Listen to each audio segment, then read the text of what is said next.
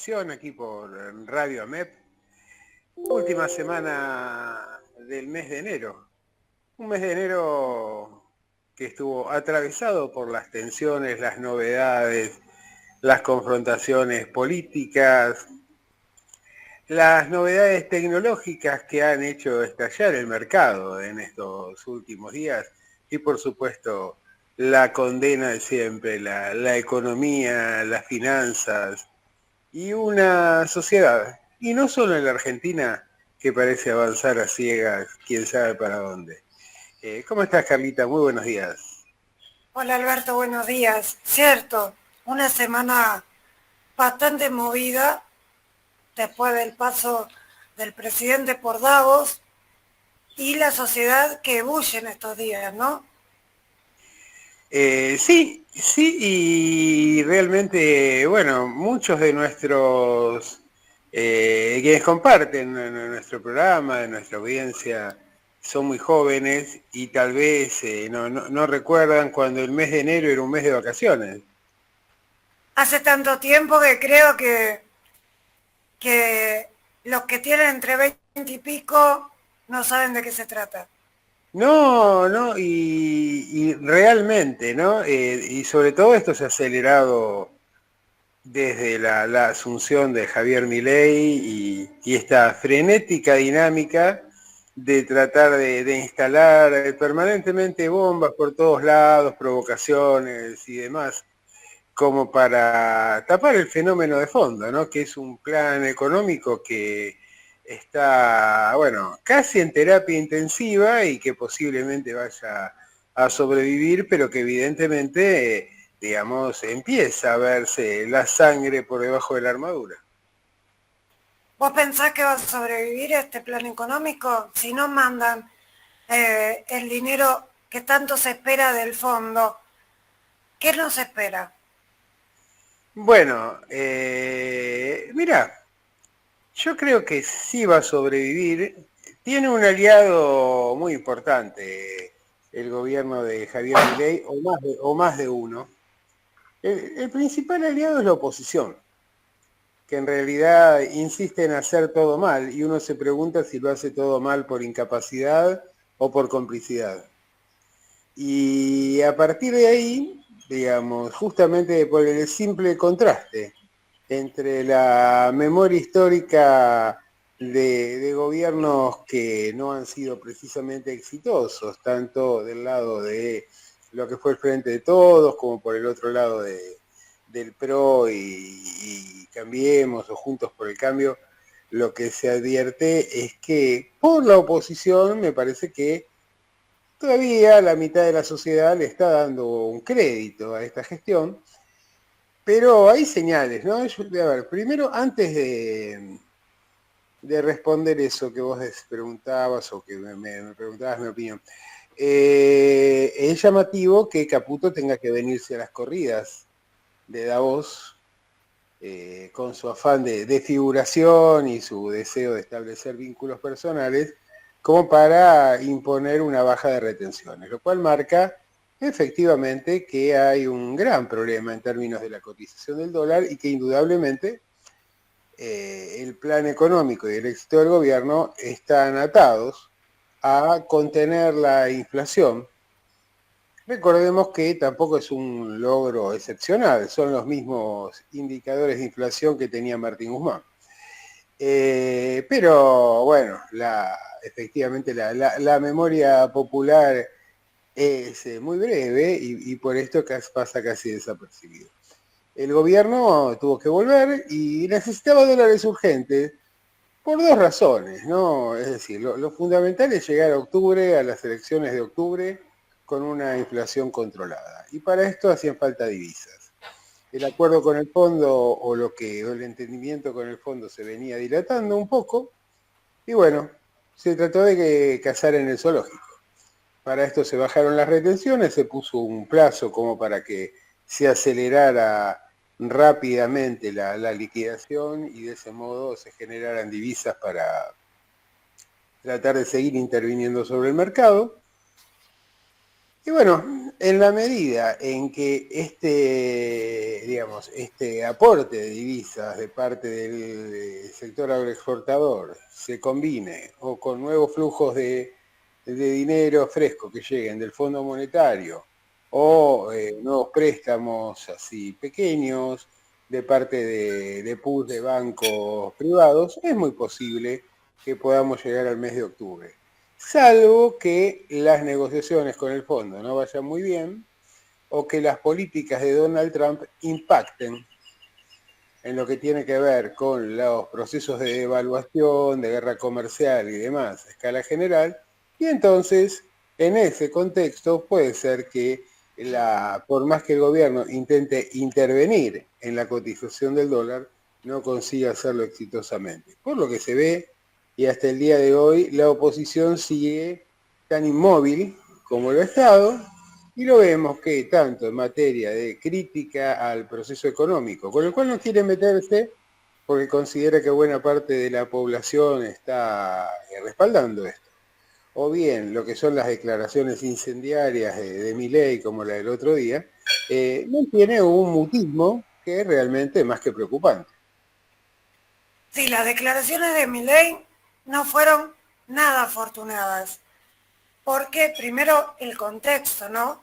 En Davos, un lugar que no tiene mucho que ver con lo que finalmente dijo en la plataforma ahí, pero más allá de eso, lo que provocó directamente la sociedad argentina, que parece no querer dar un paso atrás en cuanto a estos logros, ¿no? Los logros matrimonio igualitario, el femicidio, las declaraciones muy poco felices del ministro de Justicia con el tema del femicidio, un ministro que trae un bagaje de una historia propia que debería cuidarse porque hay archivos. Por ahí los jóvenes no recuerdan mucho lo que ha sucedido en la vida de Cunio Libarona, pero trae un bagaje de una historia poco feliz y que ahora él plantee el femicidio como que tiene que ser una pena igualitaria porque aquí no es cuestión de género, sabiendo la cantidad de femicidios que desgraciadamente se producen todavía y año tras año las estadísticas no bajan, ¿no? No, no bajan y también son bastante alarmantes las estadísticas de femicidios que se registraron en el curso de este año, ¿no? En los pocos días de este año. Pero yo no sé si realmente comparto esto que vos decís, porque realmente ¿de quién ha sido la reacción? ¿Cuál ha sido la reacción frente a estas declaraciones? Primero, ¿por qué las formula Milei? Y luego, si realmente ha habido una reacción en masa o si es un sector altamente movilizado, que el otro día, por ejemplo, realizó ese acto en Parque Lezama, que tuvo una audiencia restringida a los propios afectados y que me parece que eso lo vamos a poder evaluar el próximo sábado, en la próxima convocatoria, si realmente este tipo de declaraciones que realmente insultan casi el sentido común y la dignidad humana, encuentran una reacción masiva en la sociedad o simplemente quedan limitadas al nicho de las víctimas o de las potenciales víctimas de lo que él dijo. ¿Por qué dijo eso Milei, no? Y la respuesta es bastante sencilla. Dijo eso porque no podía presentar resultados económicos. Y dijo Y eso en base a esta especie de cholulismo y, y desbocado después del posteo que hizo sobre Elon Musk, inmediatamente sale con esto en Davos por esta especie de cholulismo que tiene con Trump y digo, se agarró de esto por una de las declaraciones de Trump que fueron algo más de todo lo que dijo en su discurso.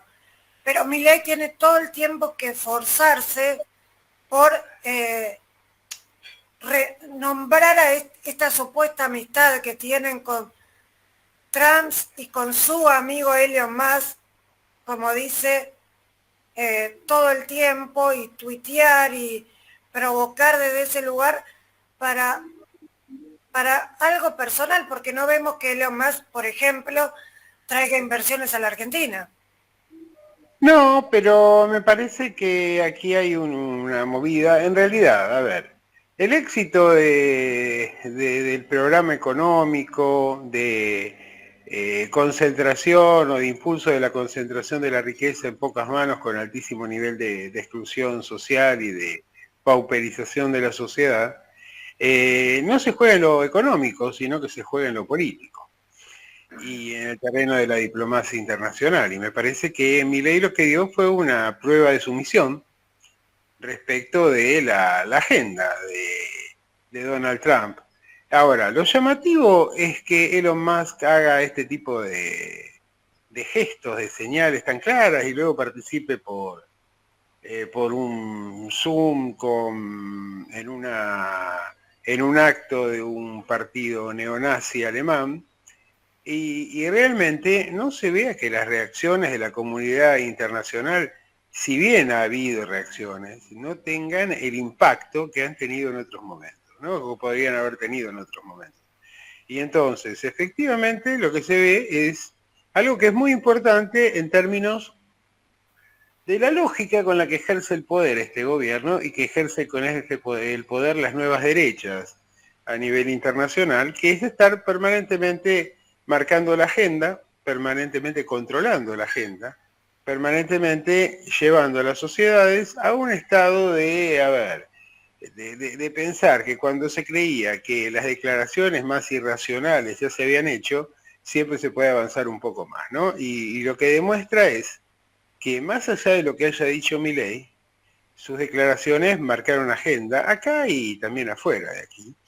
Y lamentablemente la oposición es incapaz de articular un discurso, un frente, siquiera una declaración que sea contundente en defensa de lo que es simplemente los principios básicos de la humanidad. Entonces, la gran pregunta es esta, ¿no? Que es el hecho de que es una sociedad constantemente conmovida por las declaraciones y que cada vez lo que se pensaba que era el límite de lo tolerable se corre más a la derecha y parece no encontrar la pared en ningún lado.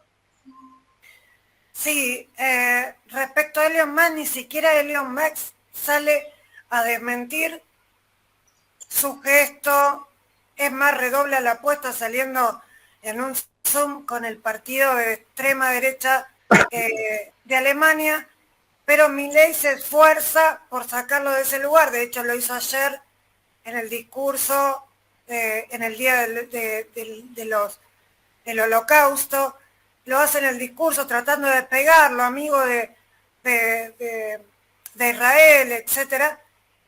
Y como vos decís también, analicemos qué pasa en la oposición, que vemos un frente, bueno, frente de todos, iba a decir, una unión por la patria silenciosa, salvo mensajes, posteos de algunos de sus dirigentes, y la oposición en general, salvo la izquierda, que por ahí se embandera un poco más, ¿no?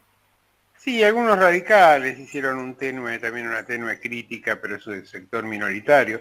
El punto me parece que aquí tiene que ver con que, digamos, vivimos, eso lo analiza muy bien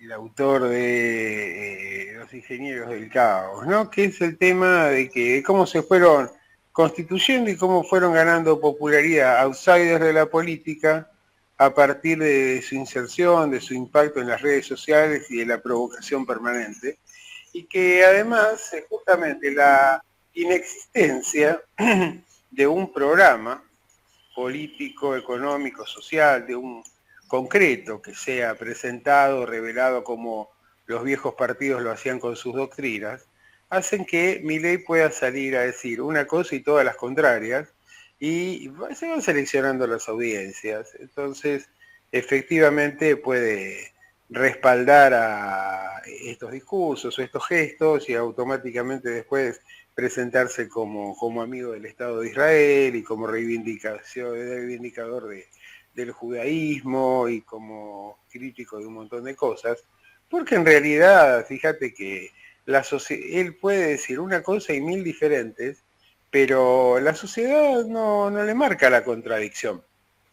Entonces, evidentemente, cada uno se aferra a aquella versión de Milei que le resulta más agradable o más cercana, porque evidentemente hay muchos sectores, y de hecho la propia alianza que lo lleva al gobierno está integrada por sectores que no solo reivindicaron, sino que participaron activamente en la dictadura cívico-militar. Y esto no ha sido una limitación. De hecho, estos sectores son presentados por Guillermo Moreno, por ejemplo, como, digamos, algo así como el futuro del peronismo. Entonces, evidentemente ahí tenemos un gran problema, y es que una parte de la sociedad seguramente esté muy de acuerdo con el gesto de Elon Musk y las declaraciones de Milei, porque efectivamente tal vez en las grandes ciudades haya una adhesión mayor a lo que tiene que ver con la reivindicación de derechos, con la condena del femicidio, con la defensa de la igualdad de género, el matrimonio igualitario, etcétera, etcétera. Pero a medida que nos vamos alejando en los márgenes de las grandes ciudades y sobre todo vamos avanzando hacia los sectores menos avanzados o con menor concentración de población, esos discursos más tradicionalistas, más aferrados a los principios clásicos de las religiones monoteístas y demás, tienen mayor impacto.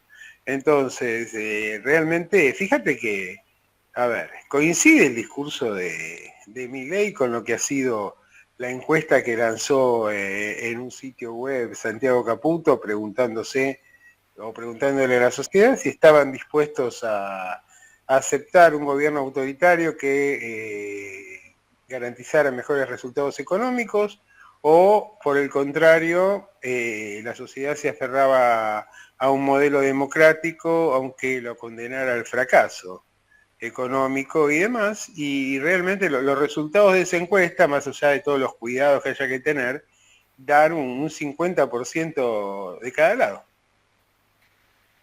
Vamos a darle un margen de duda a las encuestas que pueda comprar Caputo, digo.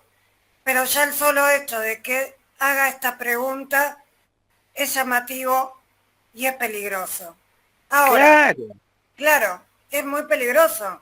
Esto es peligroso. Ahí es el punto, porque el tema no es, porque es ni siquiera, no es que haya comprado, es una encuesta que él publica en un sitio propio. El punto es que la publicación de esta encuesta no haya movilizado ninguna clase de consenso democrático de repudio. Ahí está el inconveniente. Ahora yo me pregunto, entre el gran abanico de la oposición, ¿dónde están republicanos como Carrió, por ejemplo, que levantaba la voz ante cualquier situación todo el tiempo, o Margarita Stolbizer, que está en la Cámara, más allá de lo que es Unión por la Patria, ¿no? ¿Dónde están muchos de los diputados que votaron todas estas leyes? Porque hay muchos que todavía están en la Cámara. Así es, así es.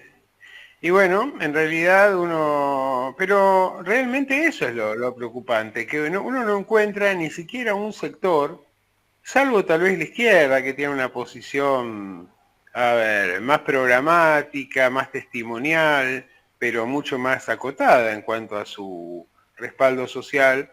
El resto de los actores políticos, digamos, es como que que ha dejado pasar desapercibido todo esto, como está dejando pasar desapercibido prácticamente casi todo, ¿no? Por ejemplo, esto mismo se refleja en la falta de enjundia para exigir que el gobierno presente un presupuesto para su aprobación.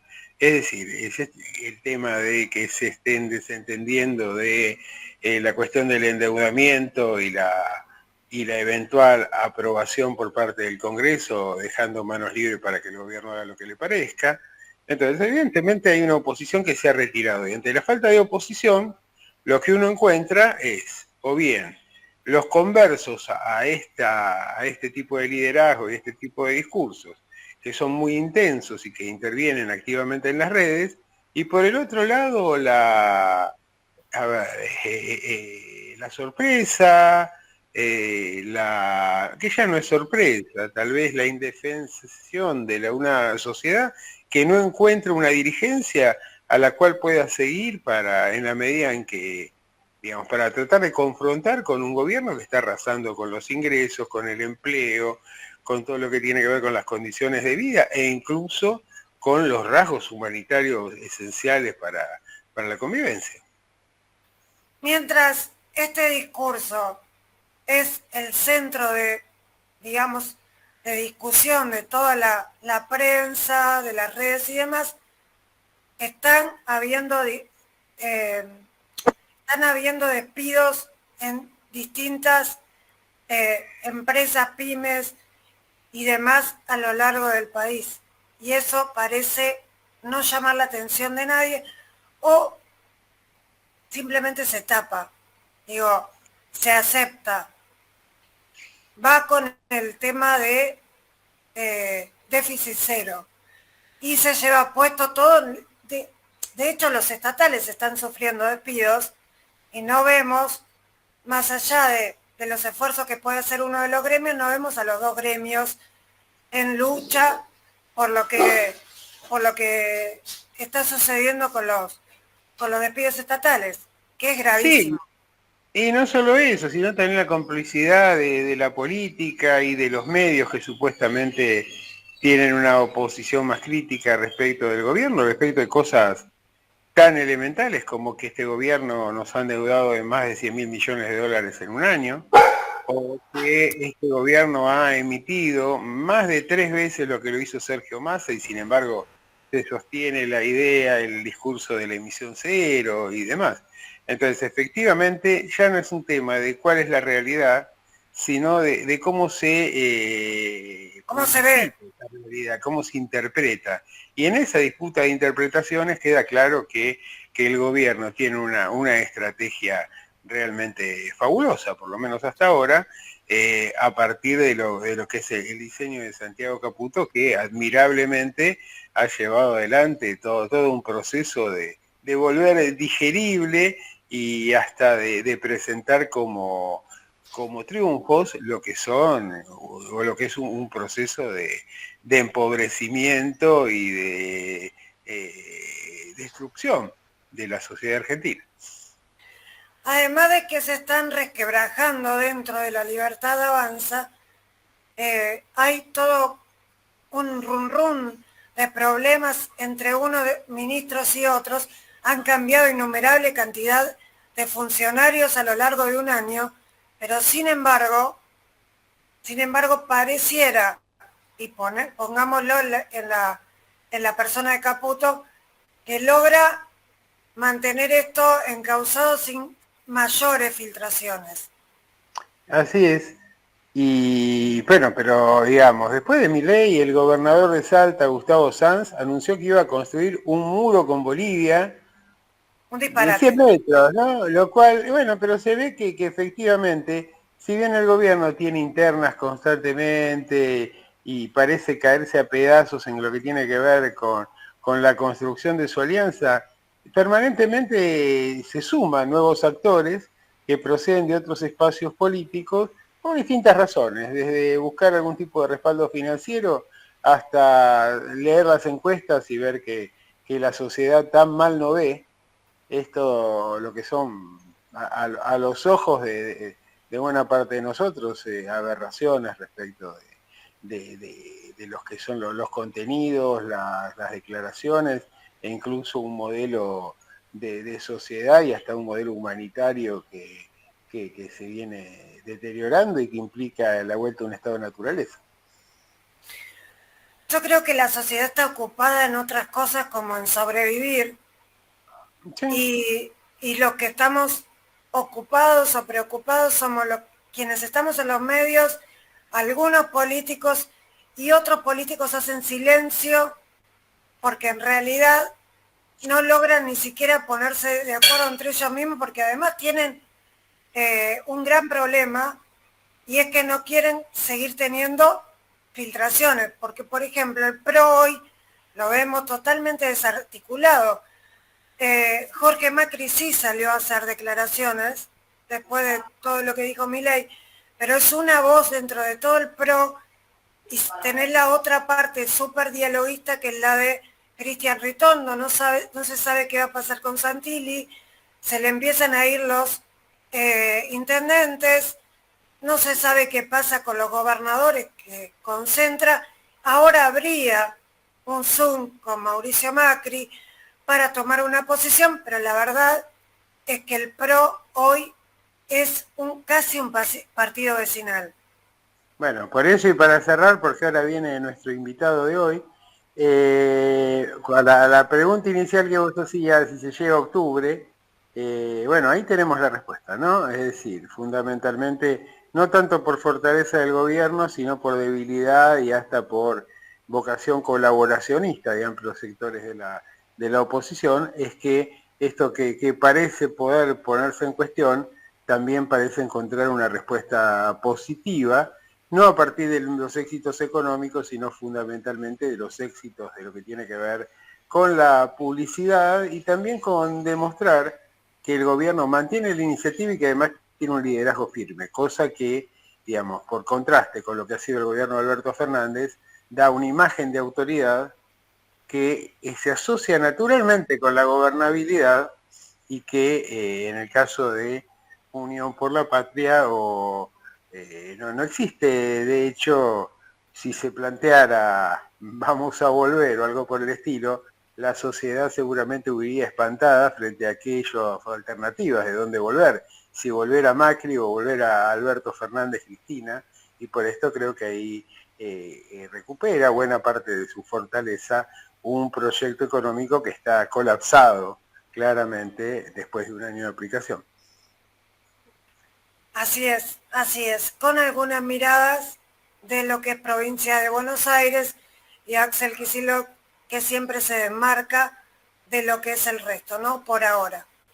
Por ahora sí, y esperemos que profundice ese desmarque, esa diferenciación y que avance en sentido de construcción, no solo de una propuesta alternativa, sino también de una alianza sólida, que yo creo que debe plantearse en los términos de autoritarismo versus democracia y no ya dentro de los términos de la grieta tradicional. Carla, vamos a hacer una breve pausa y ya va a estar con nosotros nuestro invitado del día de hoy.